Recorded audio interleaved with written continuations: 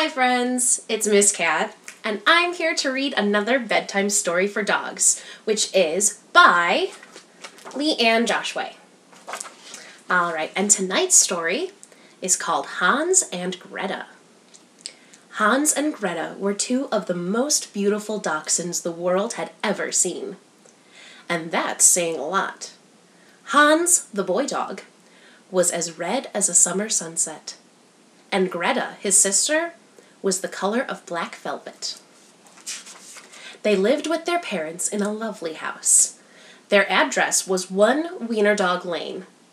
Their house had all the things dachshunds could ever want: a white picket fence, a big front porch, and windows all the way to the floor so Hans and Greta could see everything going on outside and bark. They were excellent barkers. One day, Hans decided he wanted to go for a stroll in the woods nearby. Greta was nervous about going so far from home, but Hans goaded her into going along by calling her a wimpy wiener. She just hated that. So she agreed. But, just to be on the safe side, she put on her reflective collar and packed a bag full of milk bones. As they traveled along, smelling all the good smells on the rocks and trees and bushes, Greta scattered milk-bone crumbs behind her. This way, she thought, we can always find our way home. Hans, who was hungry, saw the milk-bone crumbs and decided to eat them in between sniffing trees and scent-marking rocks. No problem, he thought to himself. I can find my way home from anywhere. He was pretty proud of himself. Soon it started to get dark. Greta was scared and said they should turn around and head for home. Hans didn't want to admit that he was scared of the dark, so he nonchalantly agreed.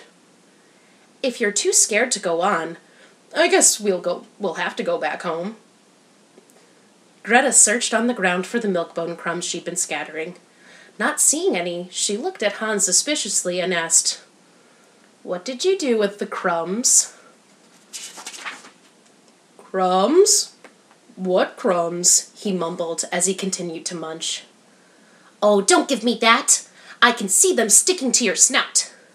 Now, how are we going to make it back home?" Hans reassured her that she was in good paws and that he would find a way home. They started walking. It was getting darker and darker, and they were still lost in the woods. Soon a little boy rode by on his bike. "Let's ask him which way home is," Greta said excitedly. "Oh, he won't know anything," replied Hans cockily. "And really, I know exactly where we are." The boy rode off. It was clear to Greta that they were lost and getting loster. But when Hans got it in his mind that he was right, there was just no talking to him. Hans spotted a light in the woods. "Look," he said, "a light! Let's go in and get some food before we head home." Greta was nervous about asking food from strangers, but she figured that while Hans was stuffing his face, she could secretly figure out how to get home. Hans and Greta stood at the front door and whined and scratched. A tall woman in a blue uniform answered. "Oh no! The mail carrier! The enemy of dogs everywhere!" Greta tried to bolt into the woods, while Hans barked viciously, his hind end shaking so hard he almost fell off the porch. My, what cute little wiener dogs," said the mail carrier. "Won't you come in? I was just setting down to dinner. Would you like some macaroni and cheese?" Well, that got Hans' attention. He just loved macaroni and cheese. He stopped barking right away and followed the mail carrier inside. Greta knew she couldn't leave Hans behind, despite the fact that his macho attitude and gluttonous appetite are what probably got them into really big trouble. So she went inside too. Hans ate a huge bowlful of macaroni and cheese, while Greta sat in the corner and watched everything suspiciously. A tiny pool of drool on the floor gave away the fact that she was hungry too. After she finished eating, the mail carrier got up. She put on her hat. Hans and Greta ran for the door, but it was locked. "Would you like me to take you home?" asked the mail carrier. Greta was pretty sure this was a trick of some kind, but at least they would have a better chance of escaping if they were outside. But before they knew what was happening, the mail carrier scooped them both up and stuffed Hans under one arm and Greta under the other like they were 2 loaves of French bread. The mail carrier deposited them on the front seat of the mail truck. They rode a long way. Hans had his head out the window and slobbered all over the next day's mail.